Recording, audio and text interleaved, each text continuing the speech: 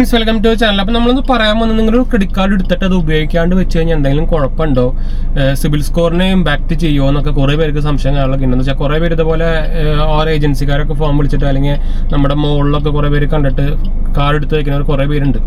അപ്പോൾ അതിനെക്കുറിച്ച് നമ്മൾ സംസാരിക്കുമ്പോൾ വെച്ചാൽ കുറേ പേര് ഇതിനെക്കുറിച്ച് ഡൗട്ട് നമ്മളോട് ചോദിക്കുന്നുണ്ടായിരുന്നു. അപ്പോൾ നമ്മൾ റിപ്ലൈ കൊടുക്കാറുണ്ട്. നിങ്ങൾക്കറിയാം, ഞാൻ നമ്മുടെ ചാനൽ ആദ്യമായിട്ട് വരുന്നവരാണെങ്കിൽ എൻ്റെ പേര് അജയ്. ഞാനൊരു ഫൈനാൻഷ്യൽ അനലിസ്റ്റായിട്ട് വർക്ക് ചെയ്യുന്നതാണ്. നമ്മുടെ ടെക്കിലും ഫിനാൻസിലും എന്താ പറയുക എക്സ്പെർട്ടൈസും ആണ്, അതുപോലെ തന്നെ ക്വാളിഫൈഡ് ആണ് കേട്ടോ. അപ്പോൾ നമ്മൾ സർട്ടിഫിക്കേഷൻസ് കാര്യങ്ങൾ അപ്ഡേറ്റ് ചെയ്യാറുണ്ട്.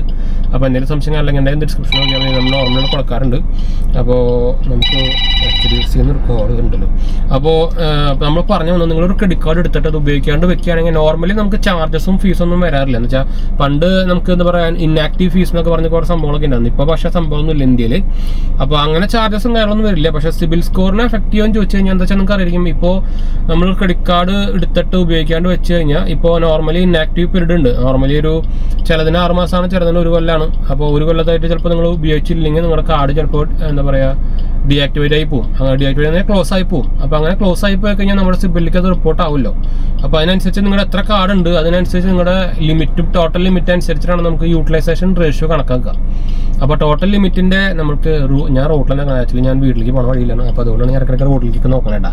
അപ്പോൾ നമ്മളതിൻ്റെ യൂട്ടിലൈസേഷൻ റേഷ്യോ നമ്മുടെ ഒരു കാർഡ് ക്ലോസ് ആകുമ്പോൾ നമ്മുടെ ടോട്ടൽ ലിമിറ്റ് കുറയാണ്.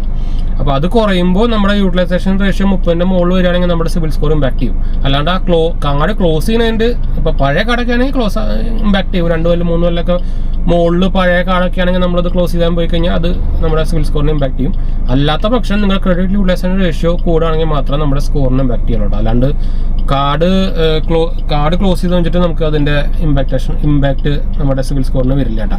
ശരിക്കും അതുകൊണ്ടാണ് പറയുന്നത് കാർഡ് ക്ലോസ് ചെയ്ത അതിൻ്റെ മെയിൻ റീസൺ ഇതാണ്, നിങ്ങളുടെ യൂട്ടിലൈസേഷൻ റേഷ്യോ എഫക്റ്റ് ആവും.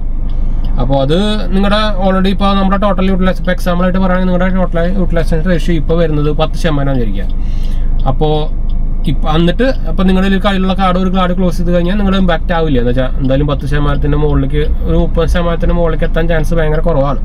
പക്ഷേ ഡിപ്പെൻസ് അപ്പോൾ നിങ്ങളുടെ ബാക്കിയുള്ള ക്രെഡിറ്റ് കാർഡിൽ എത്ര യൂസേജ് വന്നിട്ടുണ്ട് അതിനനുസരിച്ചായിരിക്കും. അപ്പോൾ ടോട്ടൽ ലിമിറ്റിൻ്റെ നമ്മുടെ ഏതൊക്കെ കാർഡുകളുണ്ടോ അതിൻ്റെ എല്ലാത്തിനും കൂടി ടോട്ടൽ ലിമിറ്റിൻ്റെ 30% മുകളിൽ കഴിഞ്ഞാലാണ് നമ്മുടെ യൂട്ടിലൈസേഷൻ റേഷ്യോ കൂടുക. അപ്പോൾ അതിനനുസരിച്ച് നമ്മുടെ സിബിൽ സ്കോർ കുറയും. അപ്പോൾ നമ്മളൊരു കാർഡ് ക്ലോസ് ആയി കഴിഞ്ഞാൽ ആ യൂട്ടിലൈസേഷൻ റേഷ്യോ എങ്ങനെയാണോ എടുക്കുന്നത് അതിനനുസരിച്ചായിരിക്കും നമ്മുടെ സിബിൽ സ്കോർ ഇമ്പാക്ട് ആവട്ടെ. അതല്ലാത്ത പക്ഷം നമുക്ക് സിബിൽ സ്കോർ കാര്യങ്ങളൊന്നും നമ്മുടെ ഒരു കാർഡ് ക്ലോസ് ആവണെ കൊണ്ടോ അല്ലെങ്കിൽ നെഗറ്റീവ് ആയിക്കൊണ്ടോ ഒരു പ്രശ്നമില്ല.